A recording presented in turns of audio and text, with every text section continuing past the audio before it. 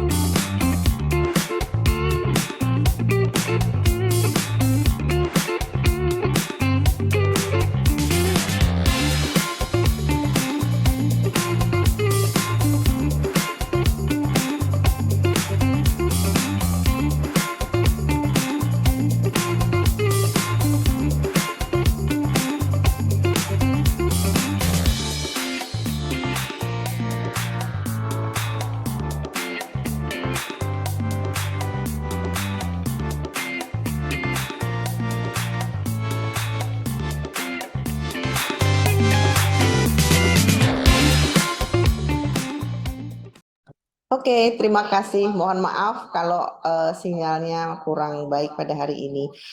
Setelah seperti sudah disampaikan tadi di dalam video bumper bahwa yang akan menjadi narasumber pada hari ini adalah Ibu Ana Sofia Yuking, pengacara dan managing partner di Yuking Co. Dan kalau kita lihat dari track recordnya Bu Ana itu sangat aktif sekali di media sosial untuk menyampaikan kabar-kabar tentang ilmu hukum dan juga kalau saya lihat beberapa kali meraise isu tentang mafia tanah ini. Selamat pagi Ibu Ana. Lenti dan semua warga Kelompen Capir yang ada di seluruh Indonesia. Iya, terima kasih. Cantik banget Pak hari ini pakai baju kuning. Memang selalu cakep sih. Namanya juga lawyer celebrities. Nanti Bu Ana pairing dengan Mbak Made Priya ya, notaris di Badung, Bali. Nah, sebelum memulai mungkin saya akan kasih highlight terlebih dahulu. Kasus mafia tanah kerap terjadi di Indonesia. Korbannya tidak hanya masyarakat biasa, pejabat, selebritas, sampai tokoh masyarakat pun ya ada yang menjadi korban. Mafia tanah merupakan kejahatan pertanahan yang biasanya melibatkan kelompok orang yang saling bekerja sama untuk memiliki atau menguasai tanah milik orang lain secara tidak sah atau melanggar hukum. Biasanya para pelaku menggunakan cara-cara yang terencana, rapi, dan sistematis. Modus terbanyak yang digunakan oleh mafia tanah adalah memalsukan dokumen. Yang sebenarnya pemerintah memiliki sejumlah strategi untuk memberantas praktek mafia tanah, sebagaimana tadi sudah juga kita share dalam video di awal. Salah satunya adalah dengan menjalankan pelayanan elektronik. Strategi lain adalah dengan adanya JNT atau zona nilai tanah, serta surat keterangan pendaftaran tanah atau SPKT, dan pengecekan sertifikat, serta modernisasi layanan permohonan surat keputusan pemberian hak atas tanah. Selain itu juga ada Satgas Mafia Tanah, dimulai dari tingkat pusat hingga daerah yang bekerja sama dengan Kementerian ATR BPN. Upaya tersebut tentunya tidak bisa dibebankan kepada pemerintah saja, menjadi tugas kita bersama untuk jadi bagian dari kelompok masyarakat dalam upaya memberantas mafia tanah supaya tidak makin merajalela. Nah, Ibu Ana, sebagaimana kita ketahui bulan September ini adalah bulan agraria, oleh karenanya kita pas banget nih para notaris yang biasanya itu sama bersisian notaris dan PPAT membahas tentang pemberantasan mafia tanah. Waktu dan tempat saya persilahkan 30 menit ya Bu Ana. Mau di-share sendiri atau dibantu? Suaranya belum terdengar, Bu Ana. Nanti bisa dibantu share screen oleh panitia karena saya tadi saya sudah izin dengan Bu Deten. Sebagian nanti mungkin saya akan lanjutkan di mobil karena saya ada mendadak saya ada pertemuan dengan Menpora, jadi supaya nanti nggak keputus biar panitia yang share ya. Oke, Farah tolong dibantu ya.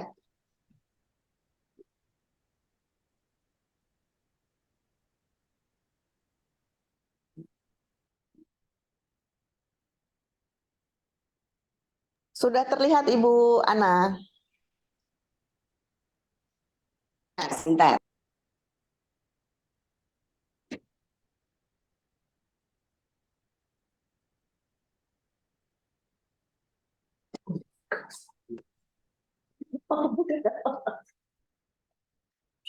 Sudah terlihat Bu Ana? Nah, sebentar disesuaikan dulu. Oke, siap. Sudah cakep banget ininya, apa namanya profilnya. Aduh.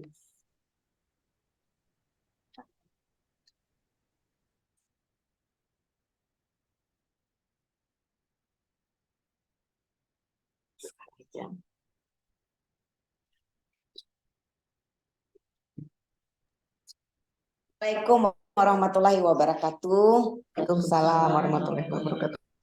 Selamat pagi dan salam sejahtera untuk kita semua, khususnya pembicara, tandeman saya, Pak Notaris kita, kemudian kepada seluruh yang tercinta, Kelompen Capir yang cantik-cantik ini, Masya Allah, sangat aktif sekali ada anggotanya dari seluruh Indonesia ya Bu Dewi ya? Iya, dari mana-mana karena ini online Bu, dan juga kalau kita boleh kabarkan, bukan cuma notaris yang sekarang berinteraksi, ada akademisi, ada lawyer juga, dan ada masyarakat. Dan tentunya di sini saya baru dapat kabar nih, bisa menyapa Prof. Nia, guru besar kita di Unpad juga bergabung untuk ikut menyaksikan. Masya Selamat pagi Allah. Prof. Nia. Pagi Prof Nia. Selamat pagi, Bu Dokter Deten yang cantik. Saya ini baru dapat info, baru selesai ngajar nih di Jatinangor. Lihat ada WA dari Bu Prita, langsung saya join. Sangat Dan menarik. langsung saya akan minta nanti kapan tahu Prof. Nia harus membuka wawasan kita untuk lebih bagus lagi masalah pertanahan ya Prof ya. Insya Allah, insya Allah. Ini Bangga. juga saya di 1 jam bincang ilmu pernah membahas mengenai mafia tanah. Di episode 112, 1 jam bincang ilmu para guru besar Unpad. Waduh, pas banget. Bangga. Atur nuhun Bu Nia. Atur nuhun, sami-sami Bu Deten, mangga. Baik, terima kasih Bu Nia sudah bergabung dengan kami, dan ini saya makin nggak pede nih kalau ada Prof Nia nih. Aduh, suka gitu enggak? Kita sama-sama Ibu menghadapi Oke, persoalan ini menarik. kita mulai ya. Saya sebenarnya agak ngeri-ngeri sedap kalau kita bicara peran negara dalam memberantas mafia tanah di Indonesia, karena kita bicara sesungguhnya mestinya ini kurang lengkap nih Bu Dewi, mesti kita undang juga dari wakil pemerintahan supaya kita bisa curhatnya langsung nih dengan mereka. Jadi kita start di slide 3 ya.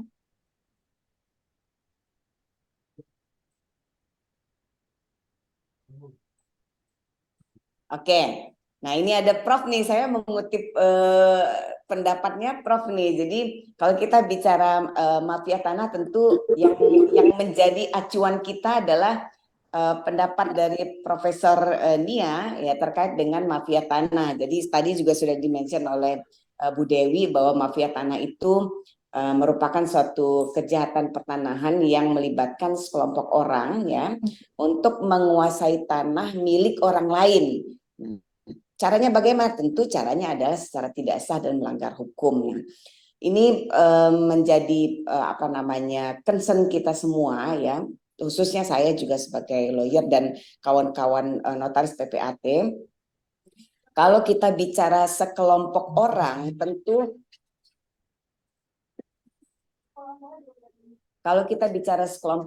tentu mafia tanah ini tidak berjalan 1 atau 2 orang, tentu melibatkan banyak sekali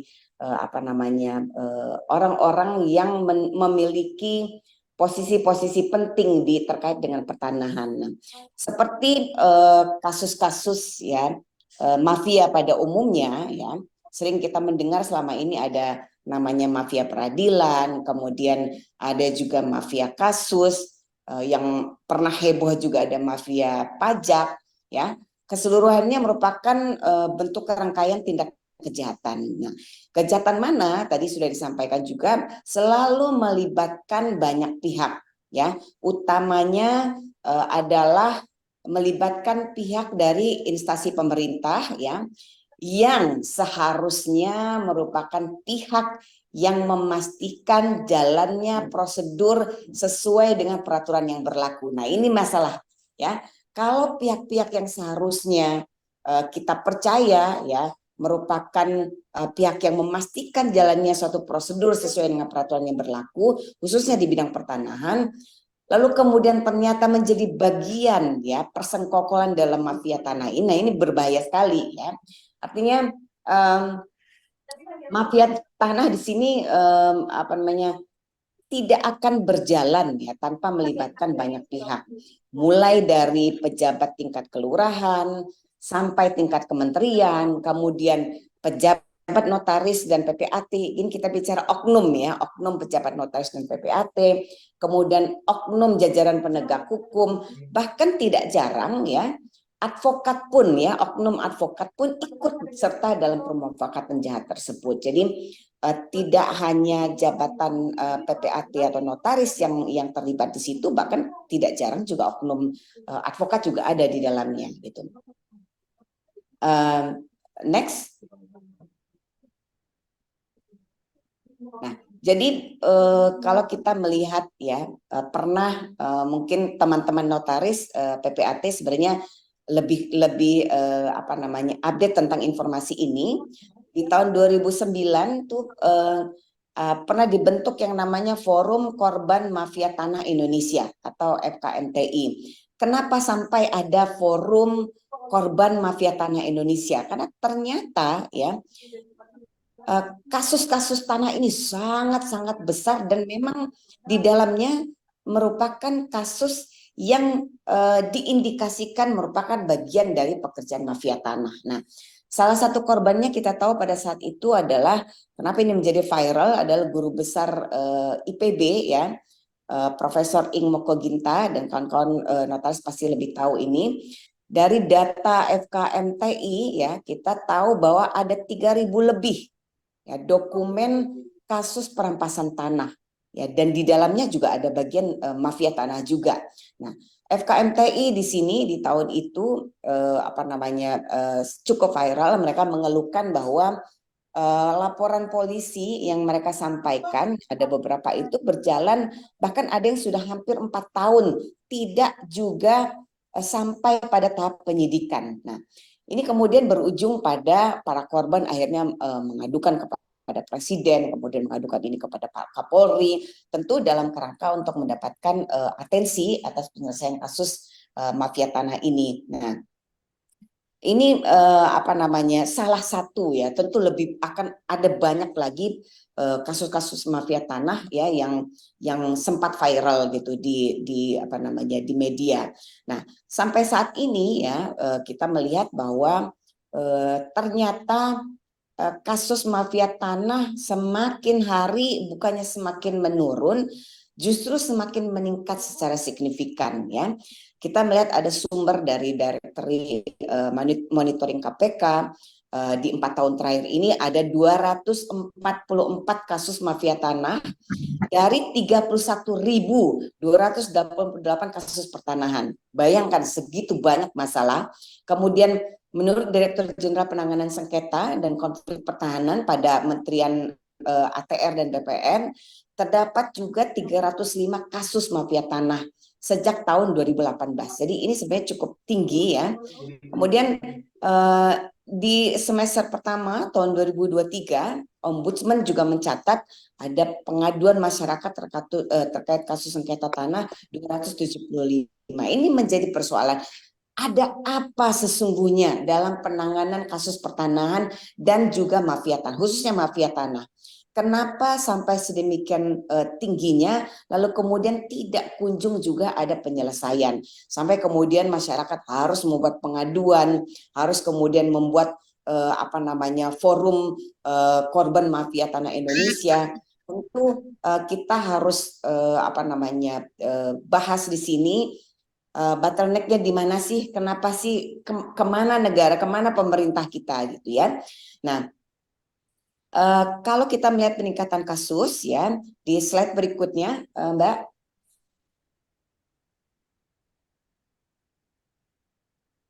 Ya, kita melihat apa namanya kasus-kasus yang terjadi dengan peningkatan mafia tanah ini.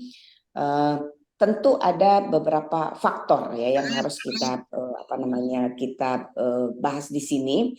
Kalau sepemahaman yang kita apa namanya kita pantau ya, kita melihat bahwa ada beberapa persoalan. Tentu nanti apa namanya Pak Notaris lebih tahu nih ya penyebab-penyebabnya. Tapi yang saya bisa garis bawahi, belum terintegrasinya sistem administrasi pertanahan ya. Salah satu contoh misalnya letter C atau dokumen C ya, itu kan tidak dapat lagi dijadikan bukti atas tanah. Ini koreksi saya kalau misalnya saya keliru ya, prakteknya di apa namanya di lingkungan notaris dan PPAT bagaimana, tapi pada praktiknya ya di pengadilan ya letter C ini masih sering dipakai dan bahkan diterima oleh pengadilan sebagai bukti gitu ya. Nah, itu nanti mungkin harus kita menjadi concern tersendiri. Kemudian di daerah ya, ketua adat kita melihat bahwa masih juga diberi kewenangan untuk menerbitkan yang namanya surat keterangan tanah atau surat keterangan tanah adat ya. Namun ketua-ketua adat ini daerah ini minim pembinaan ya, sehingga seringkali satu bidang tanah memiliki lebih dari satu surat keterangan tanah yang dipegang oleh orang yang berbeda-beda ya. Jadi kita bisa memahami karena memang di daerah ketua adat mungkin tidak memiliki pemahaman yang cukup mengenai bagaimana mengeluarkan surat keterangan tanah. Kemudian belum tunggalnya tanda bukti hak atas tanah ya. Kita tahu sertifikat saat ini tidak menjadi satu-satunya tanda bukti atas bidang tanah ya, karena di tanah adat itu ada sertifikat, selain sertifikat perlu juga bukti penguasaan fisik misalnya selama puluhan tahun. Kemudian ada juga belum adanya sistematisasi yang baik ketika hak atas tanah berakhir. Nah, ini sering terjadi di HGU. Jadi kalau HGU berakhir semestinya tidak serta-merta menjadi hak tanah negara ya. Tentu harus dibuat pedoman yang bagus supaya ada tertib administrasi di dalamnya. Jadi lebih sistematis. Kemudian dari pemilik tanah itu sendiri ya, ada faktor internal dari pemilik tanah. Satu, kurangnya edukasi ya kan, untuk menjaga bukti-bukti tanahnya. Kemudian kadang-kadang juga pemilik tanah ini lengah dan atau tidak memiliki kesadaran penuh bahwa pentingnya surat menyurat resmi yang menandakan adanya bukti kepemilikan atas tanah. Nah, itu banyak sekali terjadi di daerah-daerah. Kemudian adanya lemahnya pengawasan terhadap hak atas tanah yang diberikan, terutama terhadap tanah dalam skala luas ya, sehingga banyak sekali kawasan yang menjadi tanah terlantar. Kita tahu lahan tidur segala macam itu, sehingga kemudian membuka peluang juga untuk dicaplok oleh pihak yang lain. Batas-batas juga tidak jelas. Nah, itu kalau luas sekali kan sulit sekali untuk mengkontrol, dan itu banyak sekali terjadi di daerah. Kemudian ada kekacauan administrasi pertahanan secara umum yang cenderung tumpang tindih dan tidak ada kepastian. Nah, ini nanti para notaris lebih tahu ya. Kemudian tertib izin praktek notaris. Nah, ini seringkali ya kita mendengar keluhan bahwa setelah ada persoalan di pengadilan baru diketahui ternyata notaris atau PPAT yang bersangkutan sesungguhnya sudah tidak aktif lagi, tapi namanya masih dipakai untuk pembuatan akta tanah. Nah, ini tertib dalam lingkungan internalnya notaris PPAT juga harus menjadi concern kita. Kemudian melemahnya profesionalisme dan kemandirian oknum pelaksana dan penegak hukum. Nah, sebenarnya bukan hanya profesionalisme dan kemandirian, tapi juga nanti kita bicara ada moral hazard di dalamnya, sehingga kemudian praktik-praktik mafia tanah ini tetap berlaku. Next. Nah,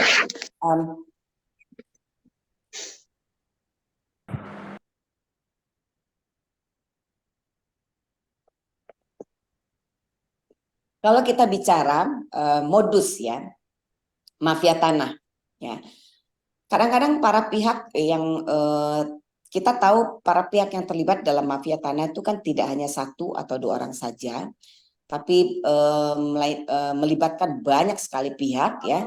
Bahkan kemudian profesi orang-orang yang berprofesi sebagai pejabat umum pun bisa terlibat dalam mafia tanah. Dan oleh karena itu mafia tanah melakukan modusnya dalam hal ini sangat sistematis dan terstruktur ya, karena mereka biasanya para pihak ini sudah dengan serius dari awal mempersiapkan segala hal ya, terkait dengan bagaimana sehingga kemudian terjadi peralihan tanah secara melawan hukum ini. Nah, tentu dari awal kita sudah melihat ini ada mens rea ya dari masing-masing pihak, sehingga kalau kita sudah bicara mafia tanah tentu ini murni bukan lagi persoalan administrasi, bukan lagi persoalan keperdataan, tapi ini adalah persoalan pidana ya, karena sudah ada mens rea di dalamnya, ada permufakatan jahat antara para pihak yang terlibat dalam mafia tanah. Nah, para pelaku ya adalah oknum yang bersekongkol untuk mendapatkan keuntungan dengan cara melawan hukum, mulai dari tadi saya sampaikan ada pegawai kelurahan di tingkat kelurahan, kemudian tingkat kecamatan, kemudian bahkan kepala desa di tingkat paling rendah, kemudian tetua-tetua ya. Institusi perbankan juga ikut terlibat di dalamnya, kemudian ada broker atau perantara dalam jual beli tanah, kemudian ada oknum-oknum notaris PPAT, ada oknum pengacara, kemudian ada juga melibatkan oknum pejabat di pemerintahan daerah, bahkan kemudian kantor pertanahan, kepolisian, kejaksaan, bahkan kemudian hakim di Mahkamah Agung. Jadi ini sebenarnya mafia ini. Kalau dulu orang hanya bilang bahwa ini persekongkolan jahat sehingga kemudian terjadi perpindahan hak.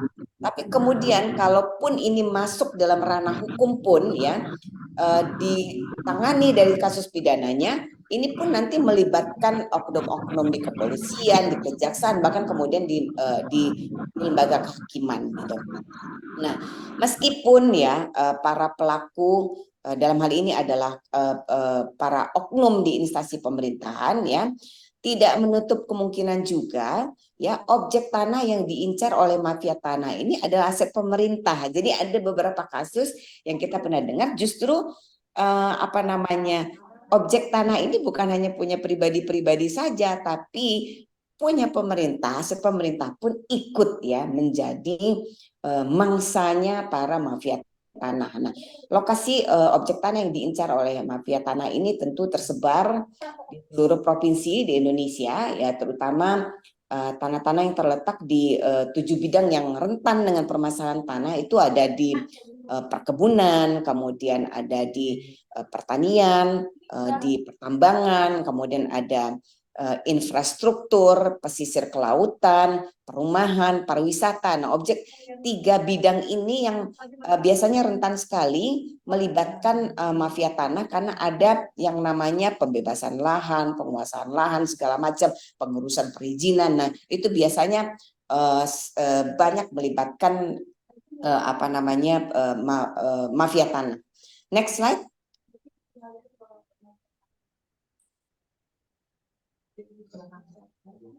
Nah, modusnya apa sih ya dalam peristiwa mafia tanah ini ya?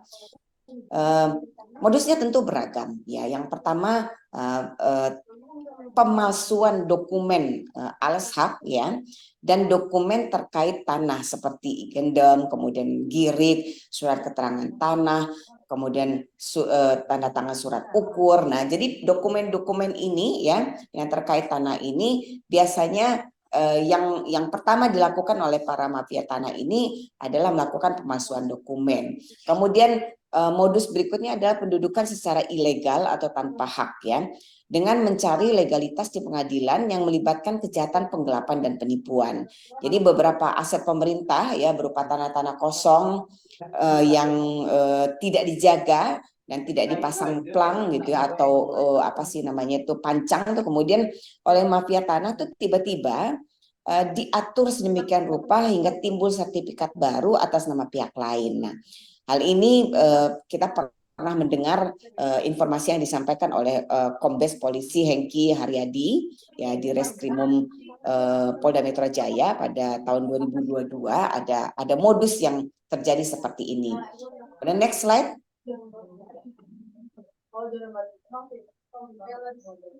Sebelumnya Pak. Oke. Nah, kemudian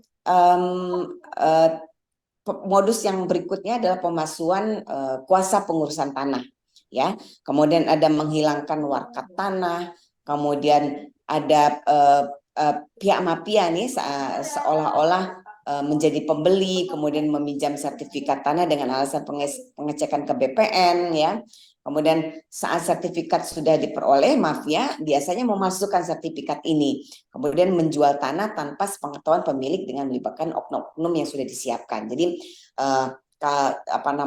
ini sebenarnya masuk dalam kategori pemalsuan, tapi pemalsuannya ini dengan cara seakan-akan terjadi jual beli. Nah, ini pernah dialami oleh Dino Patijalal ya pada tahun 2019, keluarganya. Sengketa ini terkait dengan peninggalan ibu dari Pak Dino ya, ada sekitar 751 meter tuh akan dijual kepada pihak lain. Ternyata sertifikat tanah itu kemudian dengan segala tipu dayanya akhirnya dipalsukan. Bahkan kemudian sertifikat itu dijaminkan dan kemudian untuk mendapatkan suatu pinjaman gitu, dan itu menjadi sangat sangat complicated dan membutuhkan penyelesaian yang juga harus serius gitu. Kemudian modus yang berikutnya, modus penipuan yang melibatkan broker ya, atau oknum notaris dan PPAT. Nah, pihak broker dalam hal ini ya melakukan penipuan dengan memanfaatkan kondisi fisik pemilik sertifikat tanah karena faktor usia misalnya. Kadang-kadang ini banyak sekali nih sudah tua, kadang-kadang malah tidak punya anak, tidak punya keluarga lagi. Nah, ini biasanya para broker dan oknum notaris PPAT itu memainkan harga jual tanah nih. Jadi ada ketidaktelitian, kemudian ketidakpahaman dari pemilik sertifikat ya, karena sudah lanjut usia misalnya, sehingga kemudian para broker ini dan para oknum ini kemudian melakukan jual beli yang akhirnya kemudian merugikan si pemilik gitu. Artinya tanpa sepengetahuan atau sepertujuan dari pemilik, tiba-tiba sudah beralih, sementara pemilik hanya mendapatkan nilai yang tidak seharusnya. Gitu. Next. Nah, kita lihat nih beberapa contoh ya kasus mafia tanah yang kemarin sempat heboh ya. Tadi saya sebutkan ada Dino Patijalal, itu ibunya ya. Kemudian ada kasusnya Nirina Zubir yang itu juga melibatkan ART-nya gitu ya. ART-nya yang tentu tidak melakukan ini sendiri, bersekongkol juga dengan pihak-pihak yang memiliki kewenangan dalam hal pengalihan hak atas tanah. Nah, itu kemudian menjadi trigger juga, akhirnya masyarakat semakin aware bahwa ternyata mafia tanah itu makin banyak, dan kesadaran masyarakat juga akhirnya mulai tinggi. Kalau begitu saya harus mengamankan sesegera mungkin dokumen-dokumen yang terkait dengan tanah. Next. Nah, kita pernah 2 tahun yang lalu ya. Sebenarnya kasus ini cukup lama, sudah lama sekali ya. Ini menarik sekali. Ada sengketa tanah di Surabaya ya, milik perusahaan keluarga. Jadi sengketa tanah ini, keluarga ini memiliki bisnis ya, dan memiliki juga rekan bisnis, dan oleh rekan bisnisnya diiming-imingi untuk menandatangani untuk mendapatkan pinjaman ya atau tambahan modal dengan cara harus menandatangani PPJB dengan alasan PPJB kuasa mutlak ini tidak menyebabkan asetnya beralih seketika. Nah, ketidakpengetahuan orang yang memiliki tanah ini meskipun dia pengusaha ya, kemudian karena diiming-imingi dan rekan bisnisnya adalah juga orang terdekat, dia diiming-imingi dengan hutang yang cukup besar, pinjaman untuk tambahan modal, sehingga kemudian membuat surat pengakuan hutang. Menandatangani PPJB, kemudian juga menandatangani kuasa mutlak. Nah, ini juga nanti akan dibahas mungkin oleh Pak Notaris. Kuasa mutlak itu sekarang mestinya sudah tidak bisa lagi karena itu sangat merugikan. Nah, secara hukum formil ya, dokumen-dokumen hukum mulai dari akta PPJB, kemudian pengakuan hutang sampai perjanjian kredit itu semuanya menunjukkan indikasi adanya peralihan hak ya.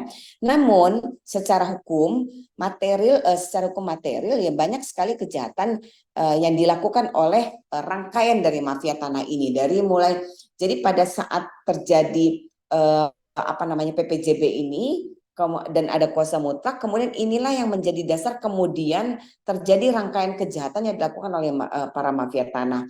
Jadi ternyata si orang rekan bisnis yang memberikan pinjaman modal ini memang adalah bagian dari komplotan mafia tanah terkenal di sana yang memang terbiasa untuk mencaplok tanah-tanah strategis, dan kemudian tanah ini tiba-tiba ya sudah menjadi dijaminkan kepada bank ya kan, dan menjadi jaminan untuk hutang yang lebih besar lagi. Nah, proses-proses ini sangat berlapis ya, dan cerdas sekali ya cara kerjanya, sehingga kemudian meskipun secara kasat mata kita tahu ini salah, tapi untuk membuktikannya dari mulai tingkat kepolisian, kejaksaan sampai kehakiman itu sangat sulit sekali karena beberapa dokumen-dokumen pentingnya bisa dikatakan adalah asli ya kan, dan ditandatangani juga oleh si pemilik lahan, namun kemudian proses peralihannya yang ternyata menurut pandangan kami para praktisi hukum itu melanggar hukum gitu. Nah, kemudian ada juga kasus besar 700 hektar ya di Kabupaten Tangerang yang diberikan kepada Pak Freddy dan Henry ya, padahal berdasarkan peraturan Kementerian ATR tahun 2016 itu tentang pengadaan penguasaan tanah dibatasi kepemilikan lahan untuk setiap orang seluas 20 hektar. Jadi nah ini juga adalah bagian dari mafia yang bekerja sehingga kemudian muncul kepemilikan tanah yang sangat luas seperti itu. Nah, kemudian pada rencana pembangunan kawasan ekonomi khusus ya juga pernah disoroti juga di wilayah Golomori, Labuan Bajo ya, ditemukan bahwa kantor petanahan itu mengurus sertifikat suatu tanah yang saksi batasnya sama sekali tidak terkait dengan lahan tersebut ya. Bahkan dalam kasus tertentu BPN kemudian mengurus sertifikat atas tanah dengan mencantumkan nama calok tanahnya sebagai saksi batas. Nah, ini sebenarnya beragam sekali ya modusnya, kasus-kasusnya yang muncul di permukaan itu sangat beragam gitu. Dan itu menjadi concern kita bersama. Next.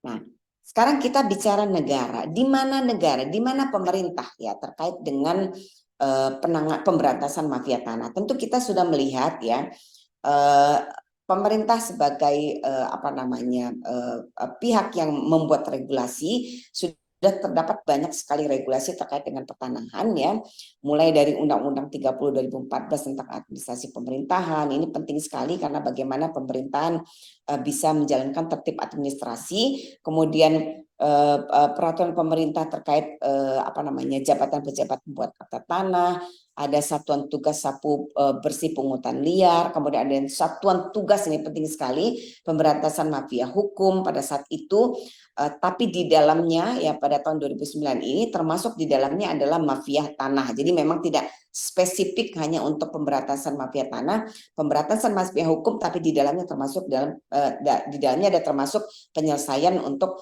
pemberantasan mafia tanah. Kemudian kita punya peraturan menteri tentang penyelesaian sengketa pertanahan. Nah, next slide. Nah, kita juga punya nih penting juga masyarakat untuk ketahui ya bahwa ada nota kesepahaman antara Kementerian Agraria, Tata Ruang atau Badan Pertanahan Nasional dengan Kepolisian Republik Indonesia. Jadi di tahun 2017 ya merespon banyak sekali persoalan-persoalan pertanahan yang melibatkan mafia tanah. Kemudian ada nota kesepahaman antara Kementerian Agraria, Kementerian ATR dan BPN dengan Kepolisian Republik Indonesia terkait dengan kerjasama di bidang agraria atau pertanahan dan tata ruang. Kemudian ada pedoman kerja antara Kementerian ATR dan Kepolisian di tahun yang sama ya tentang kerjasama di bidang agraria pertanahan tata ruang. Kemudian dikeluarkan juga keputusan bersama Kabar Reskrim dengan Ditjen Penanganan Masalah Agraria, pemanfaatan ruang dan tanah, ya kan? Ini kelanjutan dari tahun 2017 di tahun 2018 yang membahas tentang mengatur tentang Satgas Pencegahan dan Pemberantasan Mafia Tanah. Kita berharap dengan adanya undang-undang, peraturan segala macam ini, kita berharap tadinya terjadi penurunan secara signifikan, walaupun kenyataannya tidak mengalami penurunan, justru bertambah ya. Nanti kita akan bahas kenapa. Next slide. Nah,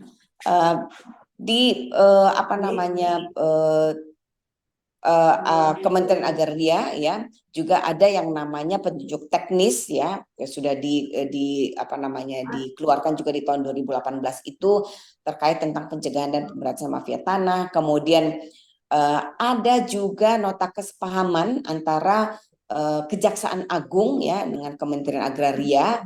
Ini tadi merespon dari persoalan-persoalan tentang penyelesaian mafia tanah yang saya katakan kalau ini pidana tentu melibatkan kepolisian, melibatkan kejaksaan, melibatkan lembaga kehakiman. Kemudian akhirnya dibuatlah nota kesepahaman ini. Kemudian Jaksa Agung juga sudah mengeluarkan surat edaran yang terkait dengan pemberantasan mafia tanah. Kemudian bahkan kemudian Jaksa Agung sudah mengeluarkan surat perintah tentang pembentukan anggota tim pemberantasan mafia tanah. Nanti kita lihat ini tahun 2022 dan masih fresh ya. Dan kita nanti lihat bagaimana apakah memang pembentukan anggota tim pemberantasan mafia tanah ini akan memperbaiki atau mengurangi kasus mafia tanah dan memperbaiki proses peradilannya. Nanti kita akan bahas. Kemudian next slide. Ibu Ana sampai jam 11 ya. Baik. Nah, ini juga kita lihat ada pembentukan panitia kerja mafia tanah. Nah, ini kita sudah dengar DPR RI pada tahun 2022 punya panitia kerja mafia tanah. Kita belum tahu juga kerjanya bagaimana. Kemudian, nah ini ada yang masih fresh ya. Dari Menko Polhukam Mahfud MD pada Januari 2023 ada wacana pembentukan pengadilan tanah. Jadi penyelesaian kasus mafia tanah itu akan diselesaikan di pengadilan tanah. Dan kita berdoa terobosan hukum ini menjadi sesuatu yang signifikan sekali dalam pemberantasan mafia tanah dan segera ada ya, segera direalisasikan pengadilan ini. Nah, kemudian kita lanjut percepat saja. Di slide 14 ada pedoman kerja, ini teknis sekali, nanti kita bisa dibaca. Kemudian ada petunjuk teknis juga, ini sangat teknis. Mekanisme pelaksananya nanti bisa dibaca.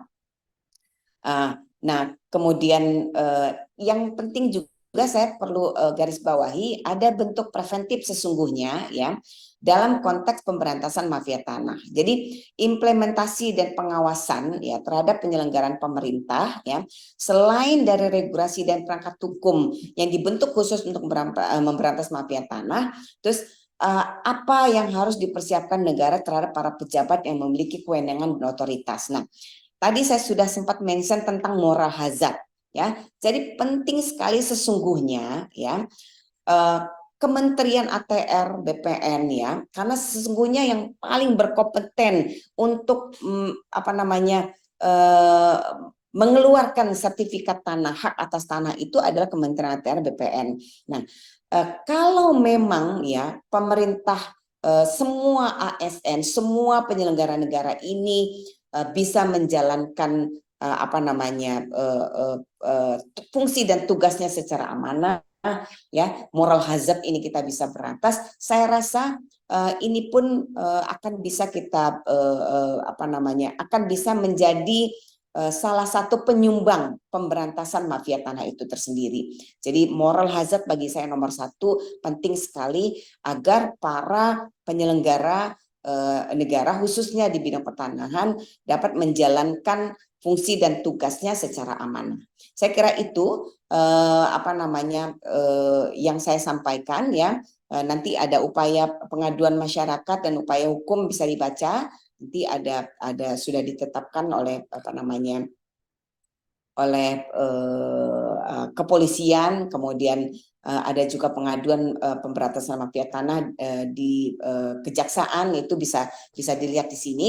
Dan saya kira itu kita nanti sisanya kita akan berdiskusi. Lebih dan kurangnya saya ucapkan terima kasih. Bilai topik walidayah. Wassalamualaikum warahmatullahi wabarakatuh. Waalaikumsalam warahmatullahi wabarakatuh. Terima kasih Ibu Ana Yuki. Memang kalau kita ngobrol tentang mafia tanah kayaknya waktunya harus sehari full day seminar. Kalau terbatas begini kita kepenasarannya masih banyak banget. Nah, terima kasih atas paparannya, dan kalau kita bisa sedikit meresumkan bahwa akar permasalahannya di sini adalah salah satunya belum terintegrasinya sistem pertanahan, ya, masih banyak kekacauan administrasi pertanahan, dan menurut kami karena di sini kebanyakan juga notaris PPAT, migrasi dari tanah hak milik ke yang sudah bersertifikat itu masih belum rapi, sehingga banyak hal-hal yang tercecer yang dijadikan sebagai entry point bagi para mafia tanah sebagai modusnya.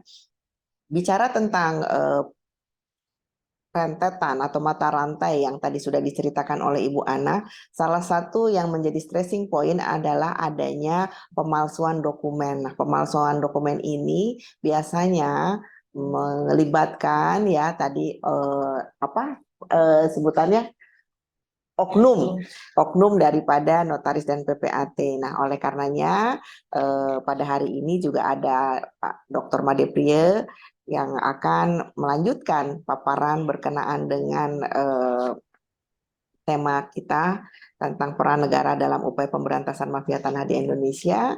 Kali ini versi atau sudut pandang dari PPAT. Silahkan Pak Made Priye. Pak Made Priye sudah on? Siap. Siap, mangga. Dilanjutkan obrolan dengan Ibu Ana tadi.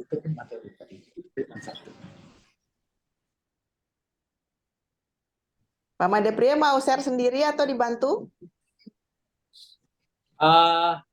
Tadi kalau bisa saya share sendiri deh. Oh, silahkan. Sudah jadi ke-host ya? Silakan Belum. Pak. Oh, udah jadi co-host belum? Oke. Ya, Sudah, Pak. sudah. Ya.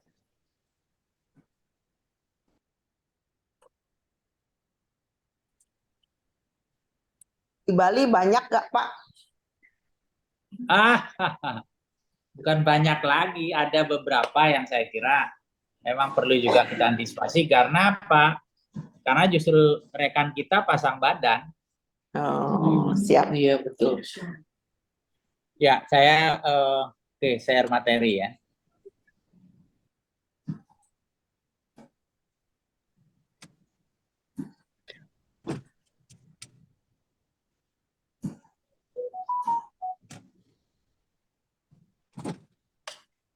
Baik, sudah muncul? Sudah Pak. Sudah. Ya. Yang pertama saya menyampaikan salam. Assalamualaikum warahmatullahi wabarakatuh. Om Swastiastu, salam sejahtera untuk kita semua. Salam sehat dan selamat ulang tahun yang ke-17 untuk Mbak Dewi Tenti. Lebih sedikit ya. Suaranya bisa didengar, Mbak? Sudah. Iya, Oke. kecuali yang tadi 17 tidak terdengar, Pak. Jelas. Terima kasih Prof. Nia dari Unpad yang sudah ikut bergabung. Terima kasih Prof. Made. Bu Ana, Sophia Yuking tadi materinya sangat bagus ya. Tapi ada beberapa hal yang mungkin saya nanti akan stressing bagaimana peran notaris dalam proses notaris PPAT dalam proses pendaftaran tanah, pemberantasan mafia tanah. Jadi kalau kita lihat bahwa perkembangan dunia yang begitu cepat sehingga tanah tidak saja masih berfungsi sosial sampai hari ini, tetapi juga sudah menjadi komoditas ekonomi dengan harga yang begitu besar, ya, begitu tinggi, di mana kebutuhan akan tanah papan tidak paralel dengan penambahan lahan, sehingga yang dapat memenuhi kebutuhan perumahan, industri, dan lain-lain. Sehingga terjadi banyak pihak yang mengambil keuntungan dari bisnis tanah. Jadi mafia tanah seperti apa yang tadi juga disampaikan oleh Bu Ana, tadi kan banyak memang menimbulkan kontroversi, kerugian bagi masyarakat. Sebagaimana yang kemudian mendapat perhatian yang sangat besar dari Presiden Jokowi tentang hal ini. Nah, mafia tanah ini kan Sapmat tadi yang juga ada pemalsuan dokumen, ada pengusiran paksa, ada tindak kekerasan, lain-lain yang mendapatkan keuntungan dari tanah yang sebenarnya bukan milik mereka. Nah, sebagai masyarakat yang ingin terlindungi dari tindak pidana ini memang penting juga bagi kita semua mengenali apa yang menjadi ciri-ciri dari mafia tanah. Jadi karena apa? Mafia ini kan juga sebagai tempat hidup. Tanah itu kan juga tempat hidup, melainkan tanah dan nilai yang jual tinggi, rawan menjadi salah satu objek tindak pidana yang dikategorikan masuk kategori apakah seluruh peralihan atas tanah yang dilakukan oleh orang-orang yang tidak berhak, yang pemalsuan dokumen dan sebagainya, masuk sebagai bagian dari kriteria sebagai mafia tanah. Nah, kalau tadi Bu Ana juga mengatakan apakah pipil, girik, petok itu masih bisa nggak digunakan sebagai bagian pengakuan hak atas tanah yang dimiliki oleh masyarakat kita. Nah, apa yang diatur di dalam ketentuan PP nomor 18 tahun 2021 sebagai perkembangan politik pertanahan kita yang baru, turunan dari Undang-Undang Cipta Kerja, dan PP 18 2021 ini tetap yang diberlakukan sepanjang tidak bertentangan dengan Undang-Undang 6 tahun 2023, pengesahan atas peraturan perundang-undangan 2 tahun 2022 tentang Cipta Kerja. Nah, fenomena mafia tanah memang menjadi salah satu hal yang serius, ya. Jadi karena apa? Kelompok-kelompok ini menggunakan taktik manipulatif, penekanan, kekerasan yang mendapatkan keuntungan dari itu. Ada beberapa hal yang memang klaim dari mereka dan juga memanfaatkan tentang bagaimana dalam tanda petik, ya, mohon maaf juga pada rekan-rekan, ada beberapa oknum yang menggunakan justru ranah peradilan dalam proses penguasaan tanah. Nah, bagaimana mereka bisa melakukan itu? Mafia tanah ini memang tidak berjalan sendiri, dia tidak bisa dilakukan oleh individu, tapi kelompok atau badan hukum yang melakukan tindakan sengaja, perbuatan kejahatan yang menimbulkan kasus pertanahan. Nah, tadi juga disampaikan, ini kan ada manipulasi dokumen tanah, memiliki jaringan birokrasi, mereka punya jaringan dari bawah, dari desa, dari oknum BPN, kemudian oknum notaris PPAT, dari oknum kepolisian, kejaksaan dan sebagainya. Saya menganggap karena ini satu jaringan birokrasi, proses pemalsuan, menghindari hukuman atau mendapatkan informasi tentang tanah yang berpotensi menguntungkan kelompok mereka. Yang ketiga, sering melibatkan dalam sengketa tanah. Jadi kita harus juga bisa menemukan ada banyak sengketa. Ada yang juga memang justru membeli kasus tanah. Nah, ini untuk menghindari itu juga kita harus memiliki rekam jejak legal yang samar. Jadi ada kegiatan mereka itu ada di daerah abu-abu. Kemudian mereka memiliki aset dan kekayaan itu juga harus juga diperhatikan. Yang mendadak luar biasa. Ini kan tugas PPATK, bukan tugas notaris PPAT. Nah, kasus kita melihat ketentuan dari Permen ATR BPN, ada beberapa yang kita sebut, ada sengketa itulah baru perselisihan tanah antara orang perorangan, badan hukum, lembaga tidak berdampak luas, ya. Kalau konflik perselisihan tanah antara orang perorangan, kelompok, organisasi, badan hukum atau lembaga yang punya kecenderungan yang berdampak luas. Nah, kalau perkara disebut adalah tanah atau persisian tanah yang penanganan dan penyelesaian melalui peradilan. Tadi saya kira ini udah ya, ada beberapa hal yang sudah tadi disampaikan juga oleh Bu Ana, melibatkan ada sponsor sebenarnya, penyandang dana, upaya mempengaruhi kebijakan dan mempengaruhi investasi instansi pemerintah di semua lapisan. Saya kira memang bukan pelakunya, bukan tidak bermodal, tapi juga penyandang dananya juga ada. Kedua, ada kelompok garda garis depan yang berfungsi sebagai aktor yang berjuang secara legal, warga masyarakat biasa dan ilegal, atau preman dan pengaman swakarsa. Ini mohon maaf, mungkin tidak semua seperti itu, tapi ada oknum-oknum yang menggunakan tenaga-tenaga kerjanya seperti itu. Yang ketiga, kelompok profesi yang berwenang. Jadi ada oknum advokat, notaris PPAT, oknum BPN, pejabat pemerintah, pusat daerah, camat yang mendukung. Saya kira ini sudah. Nah, karakteristiknya apa? Di mereka itu adalah menerbitkan dan atau menggunakan lebih dari satu surat atas tanah terhadap satu bidang tanah yang sama. Menerbitkan dan atau menggunakan dokumen yang terindikasi palsu terkait dengan tanah. Kemudian juga ada melakukan okupasi atau penguasaan tanah tanpa izin di atas tanah milik orang lain, baik milik HGB, HGU, HPL, atau hak pakai, baik yang sudah berakhir maupun yang masih berlaku haknya. Nah, ini juga kan tidak bisa diketahui oleh masyarakat umum. Bapak Ibu, rekan-rekan semua, saya kira ini juga menjadi pusat informasi yang mereka peroleh itu dari kantor pertanahan.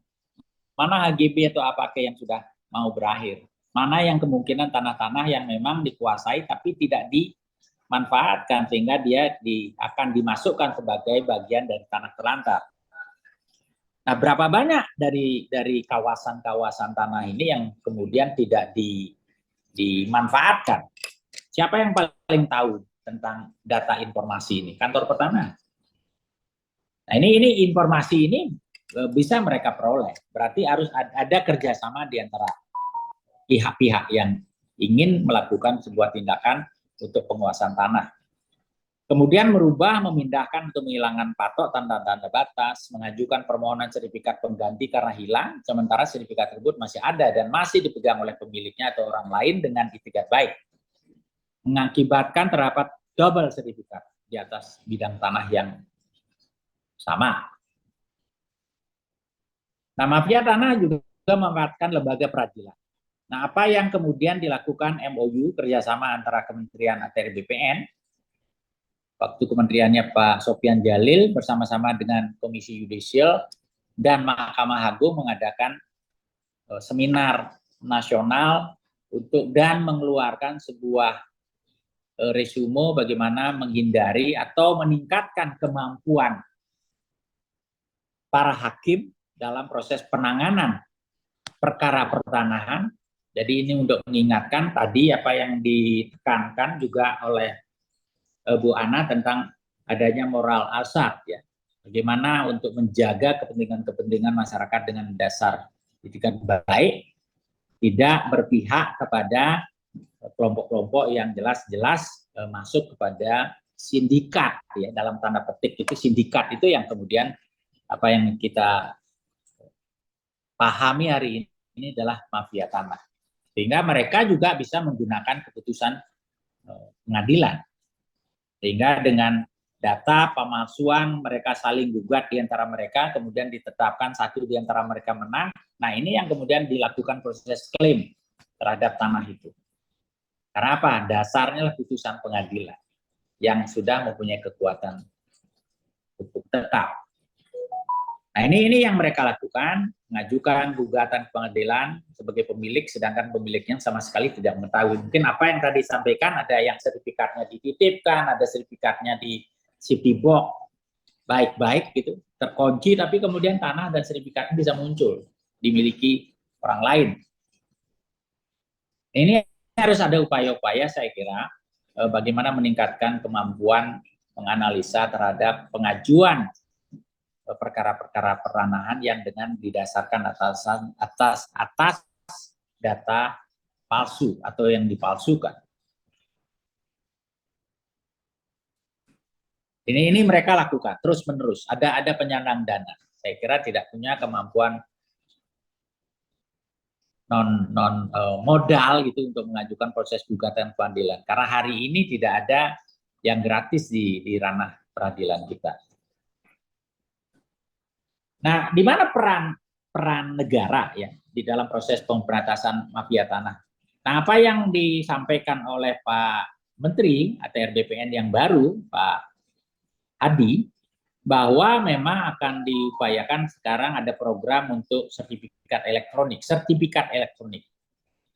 yang mengatakan bahwa itu menjadi salah satu poin dalam proses meminimalisir adanya mafia tanah. Tapi apakah bisa sepenuhnya kita akan lihat implementasinya seperti apa? Nah, memang sudah kantor pertanahan sudah sekarang proses pelayanan elektronik sudah dilakukan. Ada HT elektronik meliputi pendaftaran, hak tanggungan, roya, kemudian ada sesi subrogasi, kemudian layanan elektronik informasi pertanahan dengan zona nilai tanah ZNT. Ada pendaftaran tanah SKPT, pengecekan serta modernisasi layanan permohonan surat keputusan pemberian hak. Ada nanti penerbitan sertifikat elektronik. Nah, ini juga ada pembentukan Satgas Mafia Tanah yang bertugas melakukan pembinaan, pencegahan, dan penyelesaian kejahatan pertanahan. Dari beberapa proses sengketa pertanahan yang menimbulkan juga konflik pertanahan dan juga yang sampai ke ranah peradilan itu juga banyak apa yang dicatatkan oleh Konsorsium Pembaruan Agraria KPA. Nah, apa tugas dari negara? Apa tugas dari pemerintah tentang Satgas ini apa? Melaksanakan penelitian pengumpulan bahan keterangan terhadap kasus pertanahan yang mengindikasikan adanya keterlibatan mafia tanah, koordinasi antara lembaga ini, penanganan kasus pertanahan. Saya kira ini harus perlu juga dilakukan di masing-masing tempat, masing-masing daerah. Nggak tahu nih sejauh mana sekarang udah ada laporan-laporan tentang proses penyelesaiannya atas timbulnya banyak sengketa pertanahan yang melibatkan atau terlibatnya diindikasikan ada mafia tanah. Ini langkah-langkah hukum, penguatan payung hukum mafia tanah saat ini masih bersifat sektoral ya saya kira. Harus lakukan koordinasi yang sangat baik di antara lembaga pemerintahan, ATR, BPN, badan-badan hukum, Pemda yang tidak bersifat parsial tapi harus ada integrasi komprehensif dan universal. Kemudian juga perannya dari proses pencegahan pemberantasan mafia tanah adalah koordinasi semua instansi, terutama lembaga pertanahan yang menyediakan data dan kasus pertanahan. Ini memang data-data yang di pertanahan sebagai keterbukaan informasi juga harus hati-hati karena banyak yang meminta tentang data-data tentang tanah ini juga harus hati-hati siapa orang itu. Tidak semuanya juga bisa diupayakan untuk bisa diketahui oleh banyak orang. Kalau nggak jelas. Ini juga bahasa diindikasikan mereka membuka data kepada orang-orang tertentu yang ternyata memang mengklaim kemudian dan membuat data tanah palsu. Informasi yang mereka dapatkan justru dari kantor tanah. Nah, juga harus ada juga saya kira tidak cukup bahwa pemerintah semua beban dari proses itu dilakukan oleh negara dalam proses pencegahan mafia tanah. Harus ada juga peran masyarakat melakukan pengawasan terhadap tindakan yang memiliki indikasi mafia. Penerapan sanksi, kemudian tidak juga harus dilakukan tebang pilih. Nah, peran ini juga harus diambil juga karena sebagai notaris PPAT, di mana juga sebagian dari adanya kasus-kasus yang melibatkan mafia tanah justru melibatkan rekan-rekan oknum notaris PPAT yang pasang badan, ya. Jadi karena ada kasus yang disidangkan di Pengadilan Negeri Denpasar, di mana lepasnya tanah di dalam proses pengikatan jual beli yang dilakukan dengan fotokopi sertifikat. Nah, apa yang tadi disampaikan juga Bu Ana juga, bahwa mereka kemudian melaporkan ke polisi bahwa tanah sertifikat itu hilang. Nah, permohonan untuk adanya sertifikat pengganti kemudian dilakukan jual beli. Sedangkan sertifikat asli ada disimpan di kantor notaris rekan kita yang lain di Denpasar. Apa yang kemudian terjadi? Kalah. Nah, ini yang harus juga menjadi dasar antisipasi kita. Pemerintah betul-betul harus fokus saya kira dalam proses ini karena melibatkan banyak pihak, termasuk oknum-oknum kejaksaan dan pengadilan dan penyidik lainnya.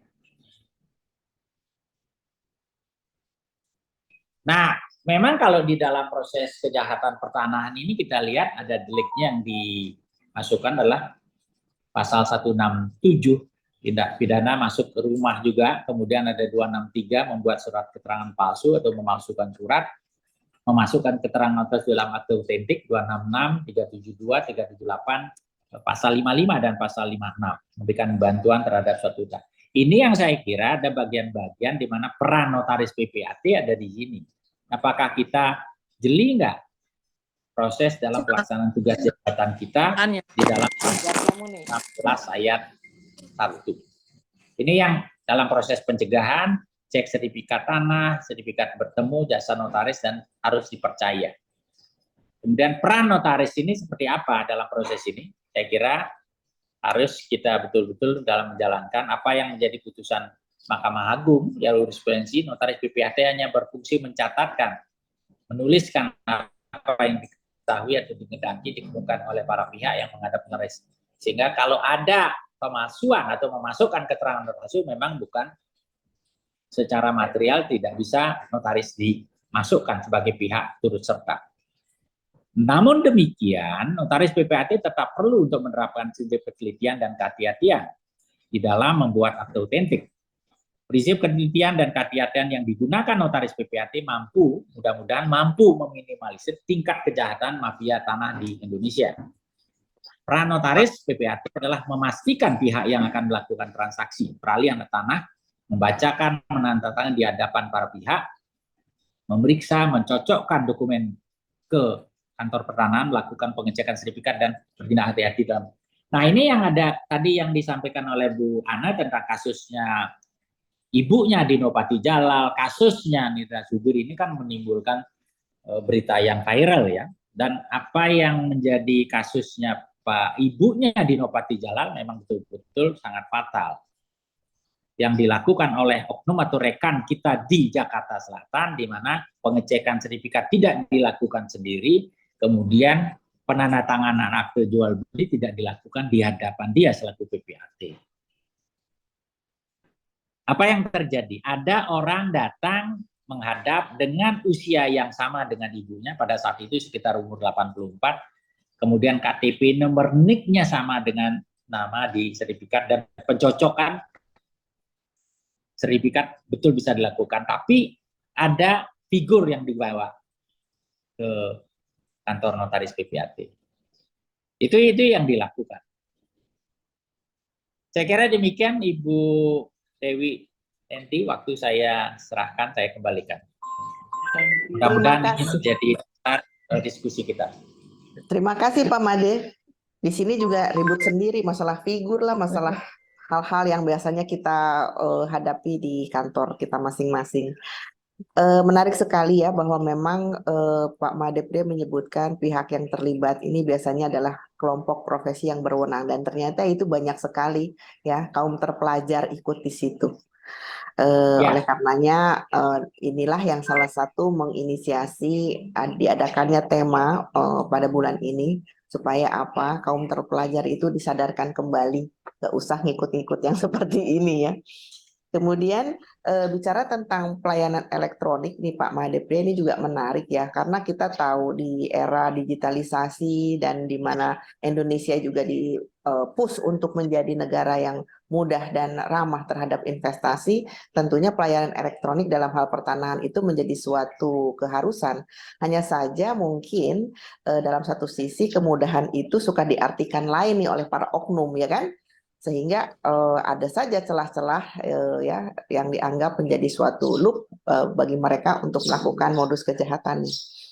Dan kembali lagi diingatkan untuk kami nih para notaris PPAT bahwa pasal 263 tentang surat palsu, 266 tentang keterangan palsu ini kayaknya kok agak selalu ya menghantui ya apabila kita tidak berhati-hati dan tidak tadi ya menerapkan soft skill di dalam setiap kasus yang berhubungan dengan pertanahan. Nah, kita buka sesi pertanyaan.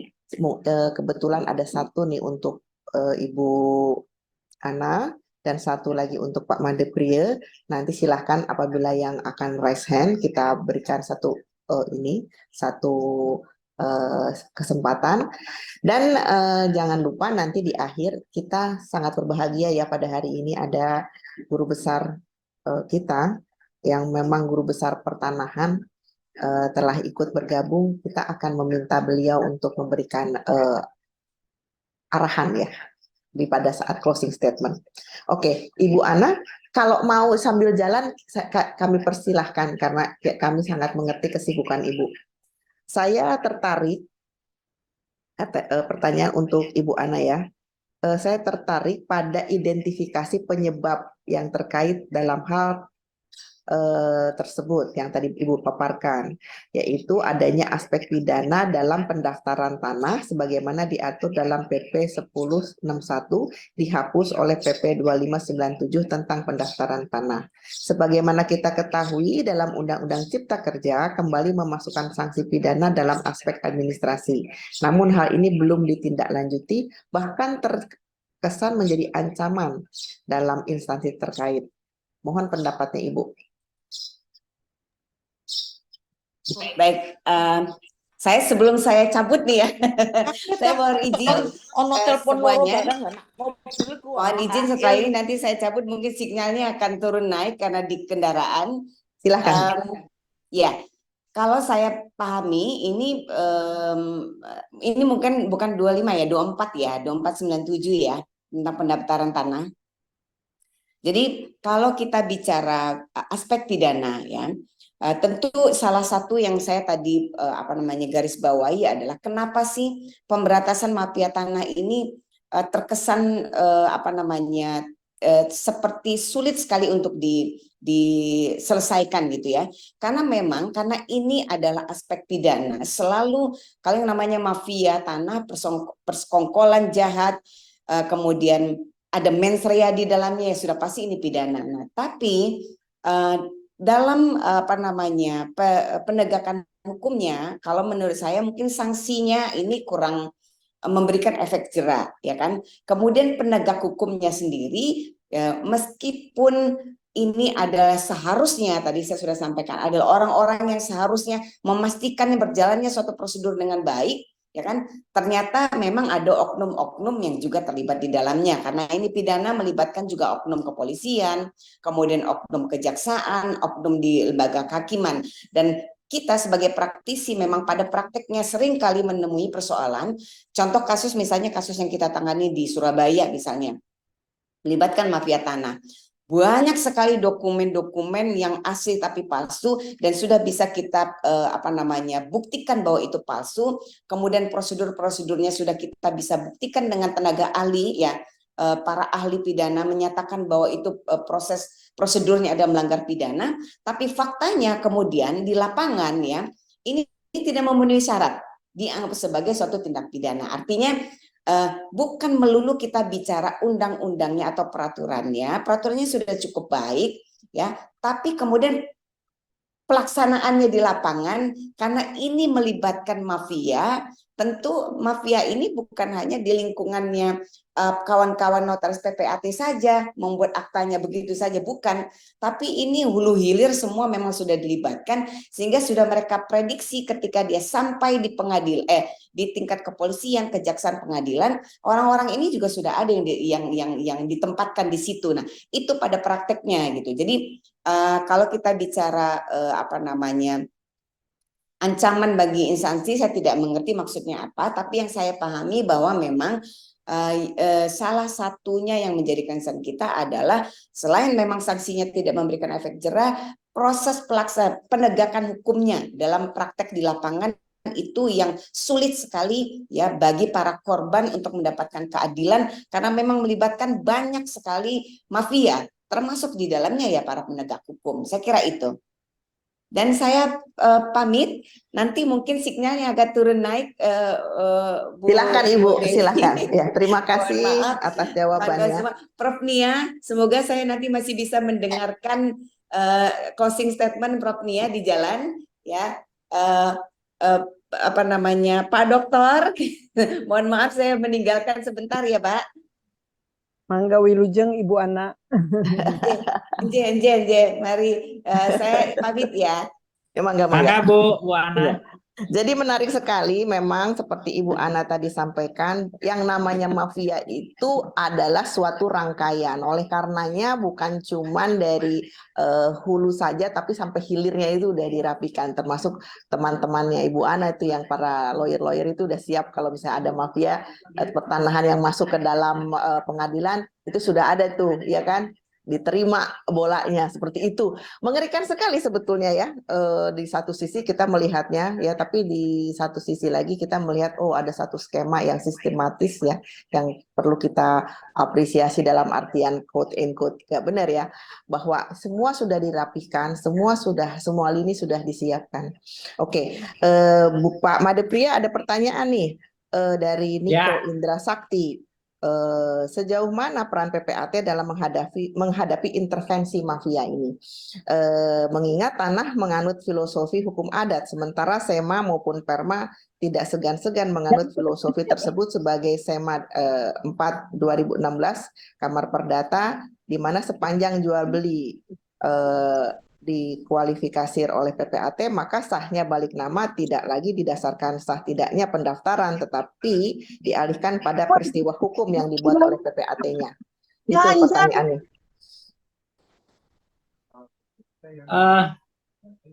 Terima kasih rekan Niko. Bisa didengar ya Mbak ya? Ya, dengar. Ya, karena kameranya angin suka hilang-hilang. Memang kita lihat bahwa bagaimana peran notaris PPAT dalam proses mencegah juga, meminimalisir munculnya ada indikasi adanya sindikat proses itu. Kalau kita selalu menjalankan jabatan kita berdasarkan pasal 16 ayat 1 Undang-Undang Jabatan Notaris, saya kira ketelitian, kesaksamaan kita dalam proses pemeriksaan atas berkas yang diberikan kepada kita memang harus betul-betul jelas. Karena di situ akan membuktikan apakah orang yang melakukan peralihan hak itu memang orang yang berhak atau tidak, punya legal standing atau tidak. Ketelitian dan kehati-hatian memang harus kita tidak, jangan sampai ada istilahnya, kalau biasanya modus yang dilakukan oleh pihak-pihak itu tidak mudah kadang-kadang kita baca, apalagi yang mereka melakukan upaya-upaya transaksi di jam-jam yang sangat rentan, jam 2.30 gitulah sore, Bu, Bapak notaris PPAT bisa nggak saya transaksi, saya tidak mau untuk dibuatkan perjanjian lain selain langsung dengan akte jual beli. Heran juga kita. Karena kalau jam 2.30 atau jam menjelang siang itu nggak mungkin ada pengecekan sertifikat, bisa dilakukan, bisa. Tapi bisa selesai atau tidak? Bisa iya, bisa tidak. Apa pajak bisa dibayar nggak hari itu? Kan nggak mungkin ada validasi. Bisa nggak tanda tangan hari ini? Bisa aja tanda tangan. Bisa dinomorkan hari ini. Di jam 2 atau jam 3, setengah 3 gitu, itu jam-jam rawan. Nah, kalau kita tanda tangan AJB yang kemudian baru besoknya dinomorkan, ya saya kira itu kita udah masuk jebakan itu, bisa dibuatkan.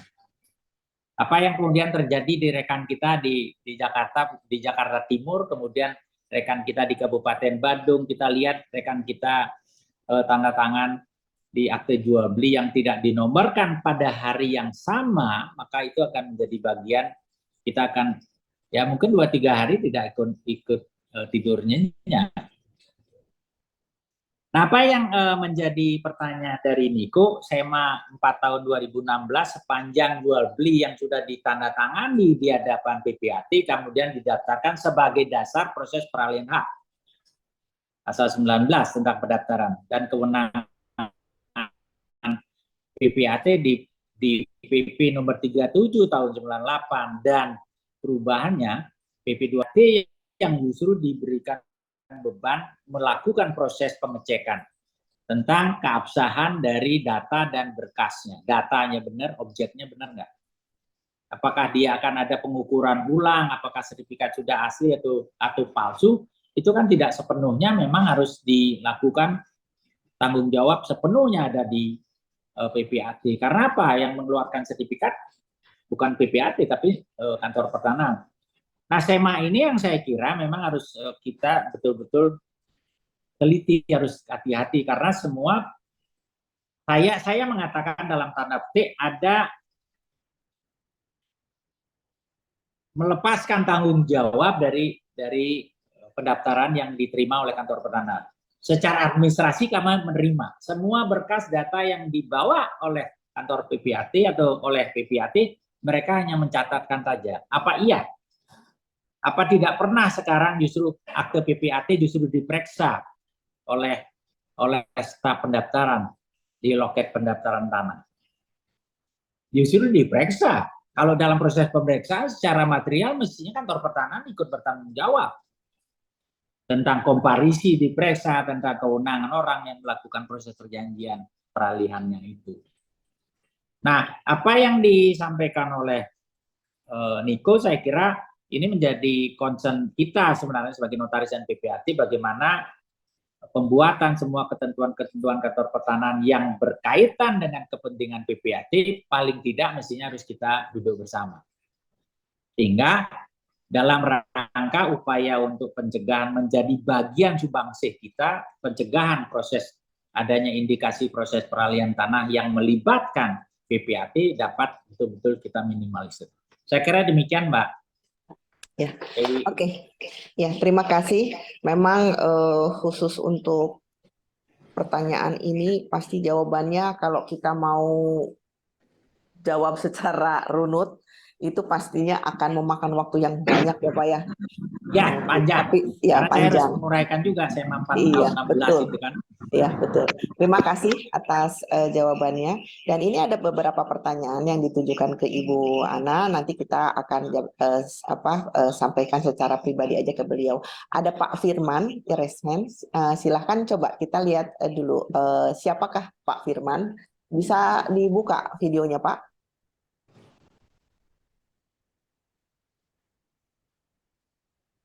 Pak Firman? Oke. Bisa open cam, Pak.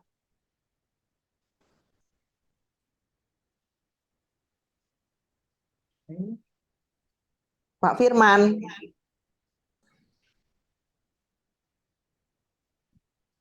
Oke ya, nggak ada ya.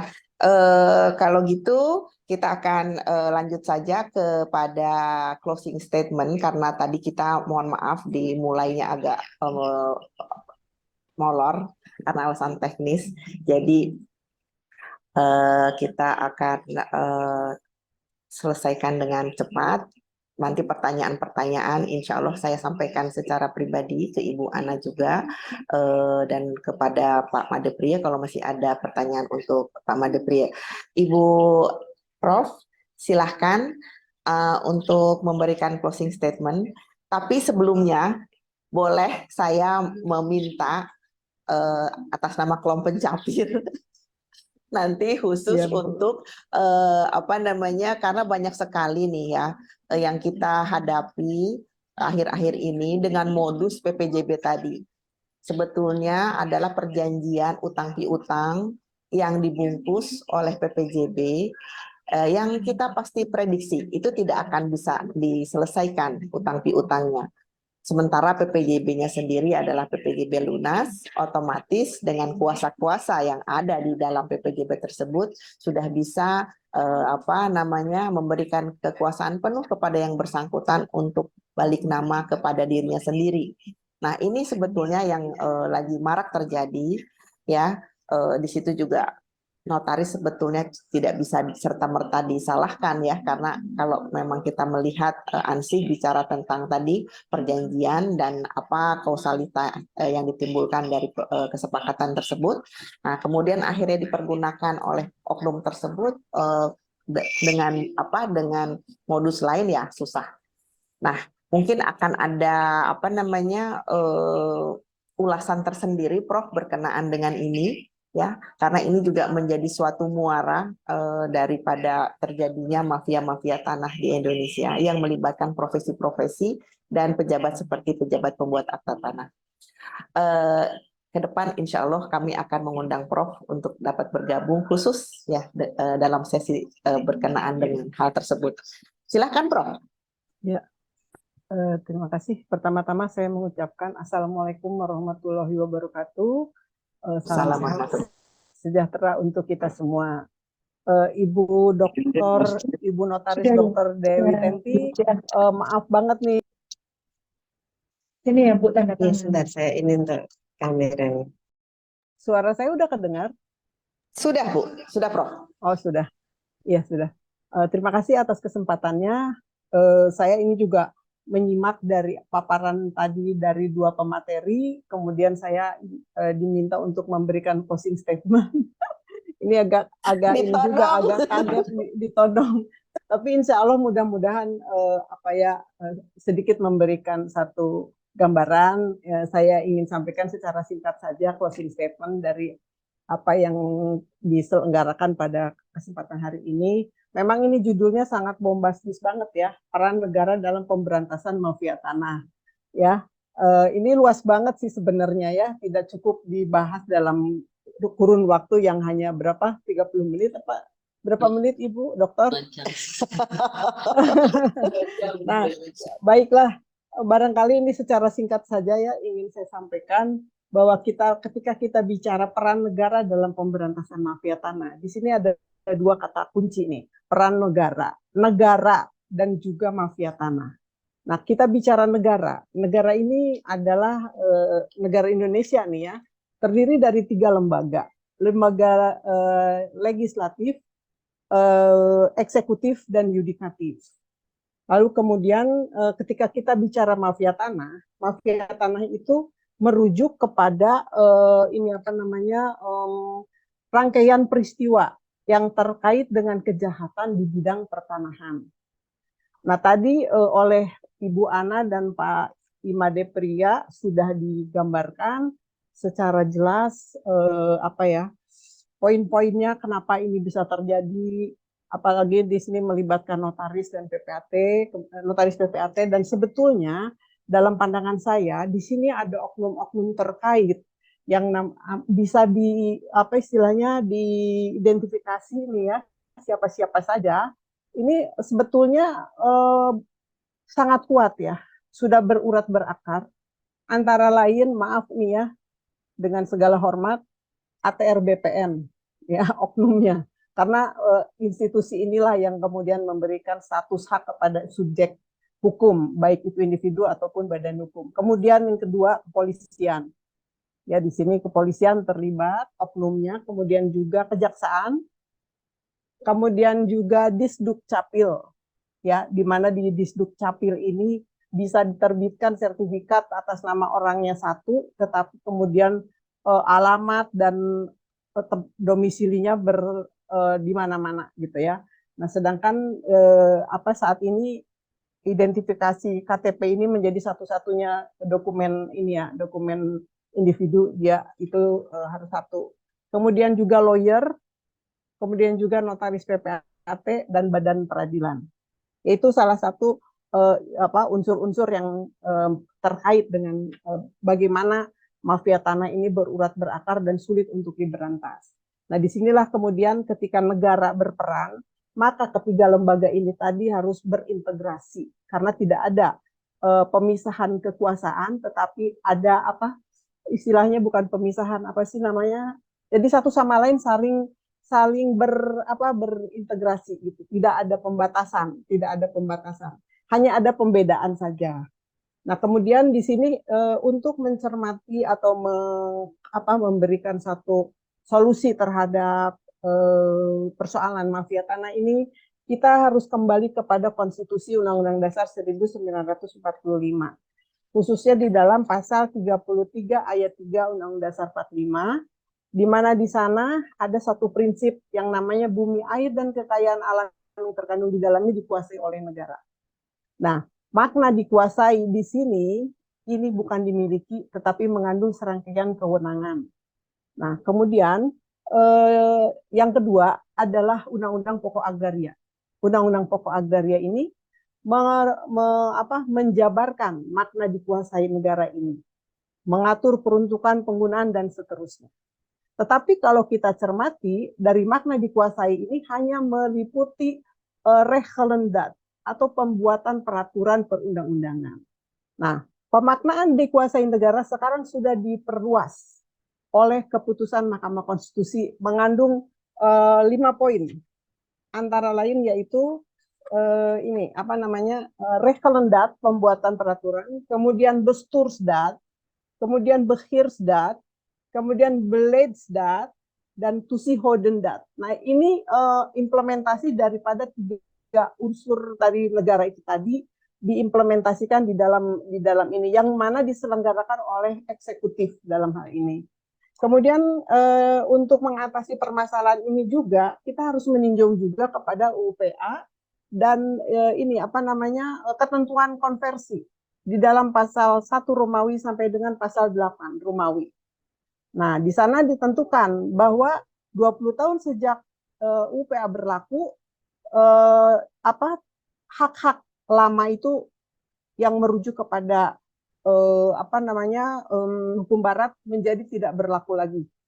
Lalu kemudian di sini yang agak menjadi kendala juga adalah bahwa dasar daripada Undang-Undang Pokok Agraria ini adalah hukum adat. Nah, hukum adat ini kan sifatnya tidak tertulis. Kalau saya kaitkan dengan SEMA 4 2016, kenapa PPJB bisa dijadikan alas hak? Nah, ini mungkin ada korelasinya dengan prinsip daripada hukum adat, real, konkret, dan kontan.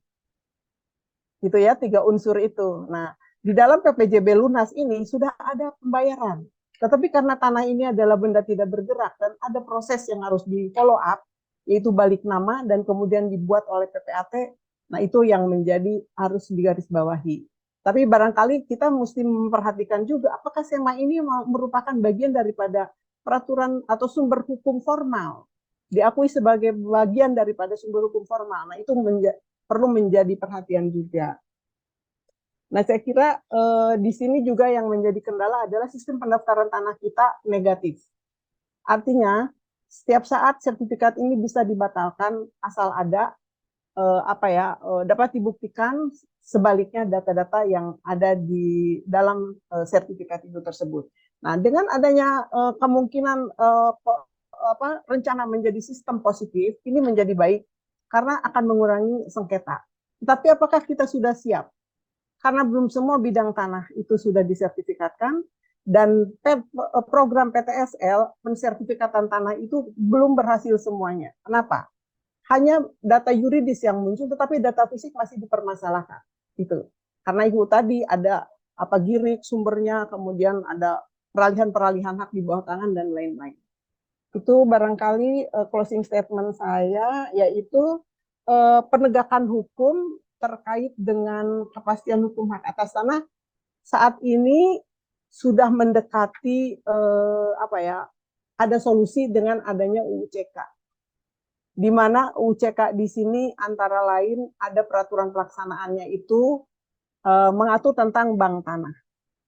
Nah, bank tanah inilah yang akan kemudian menjadi center of land bank. Jadi tanah-tanah yang sedang dalam sengketa, tanah-tanah terlantar, tanah-tanah yang tidak dikuasai, itu semua akan digebruskan menjadi ke dalam center of land bank. Nah, di sini mengenai bank tanah ini menjadi satu solusi untuk mengantisipasi mafia tanah itu sendiri. Itu Ibu Deten, dan insya Allah saya akan orasi mengenai aspek ini tanggal 26 September tentang bank tanah. Selama ini bank tanah negatif konotasinya. Tapi sebenarnya ini maknanya besar. Dan dengan adanya bank tanah ini sebetulnya akan mengakhiri, moga-moga nih, berkaitan dengan persoalan mafia tanah sangat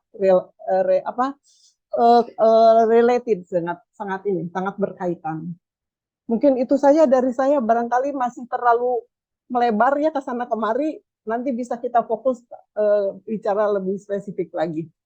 Itu peran bank tanah sekarang akan menjadi satu solusi mengatasi persoalan mafia tanah. Itu dari pandangan saya.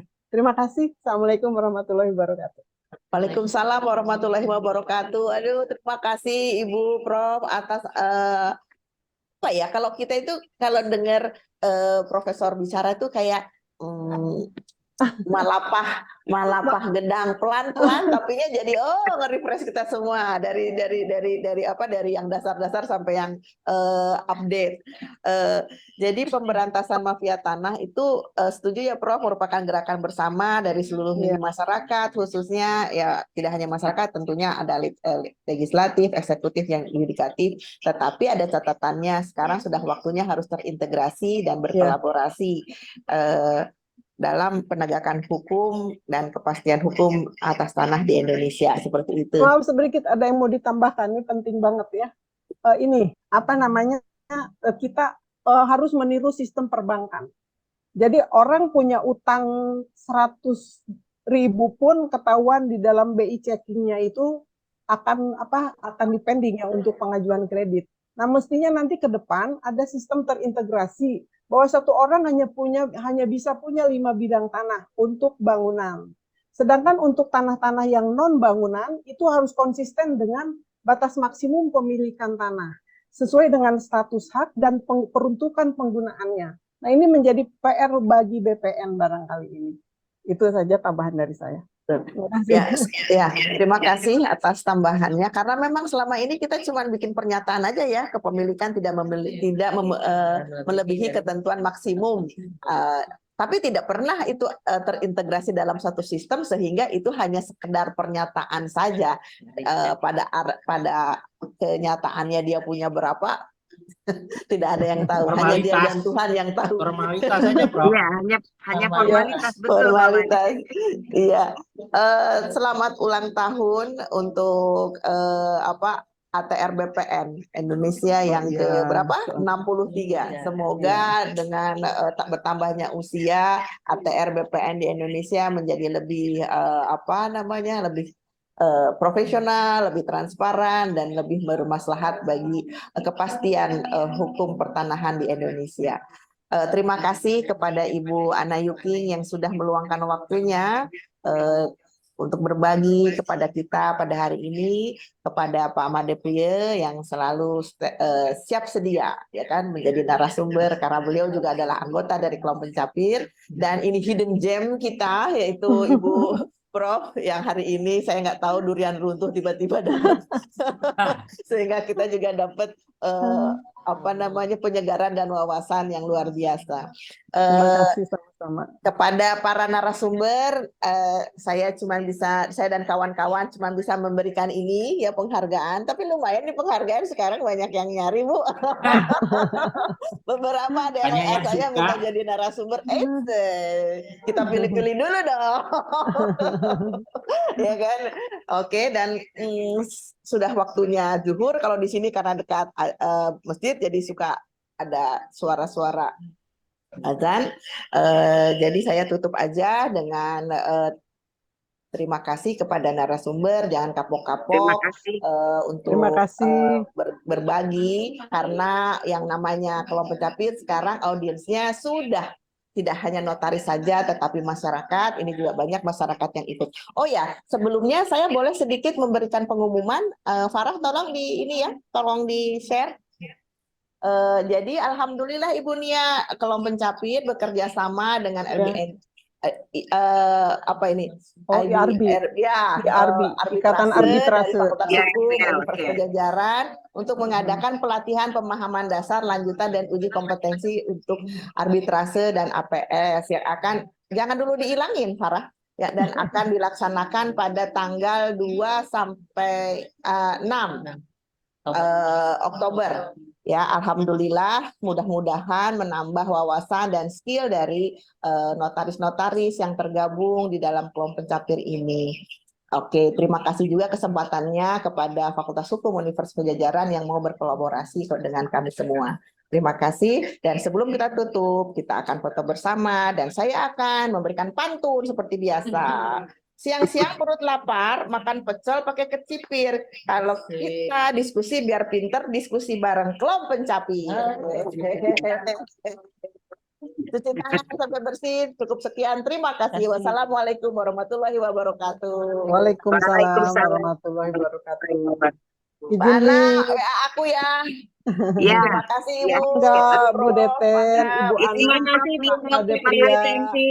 Ya. Terima kasih Matur ibunya, Prof. Nia, nuhun. teman-teman semua. Terima Sami-sami. kasih. Terima kasih. Assalamualaikum. Ya. Waalaikumsalam. Izin Assalamualaikum live, warahmatullahi Kasadayana wabarakatuh. izin live. Mangga. Nuhun.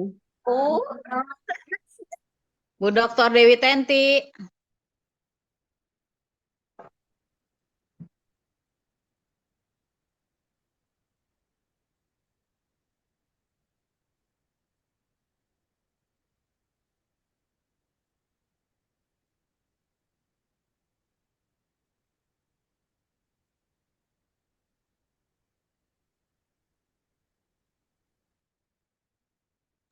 Izin kalau boleh minta recordnya, Bu.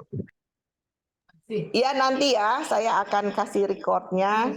Dan kalaupun tidak di-record, tidak di-share di grup, itu bisa nanti di YouTube yang dengan channel Dr. DT Menyapa. Silahkan. Bu Dokter. Kenapa, sakit apa? Mau bicara sama dokter? Bu Dokter, saya di bawah aja Bu Dokter. Oh, tadi di bawah. Tadi ke bawah ya. Aku sama ini apa? Ada teman satu di sini. Oh, siap. Kejutan. Jangan makan dulu tumpeng.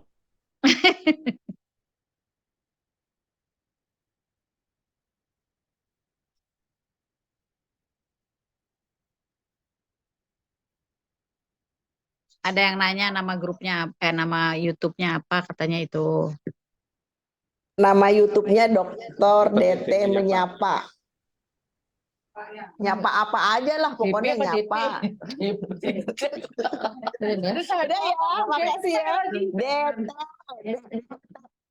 DT Dokter.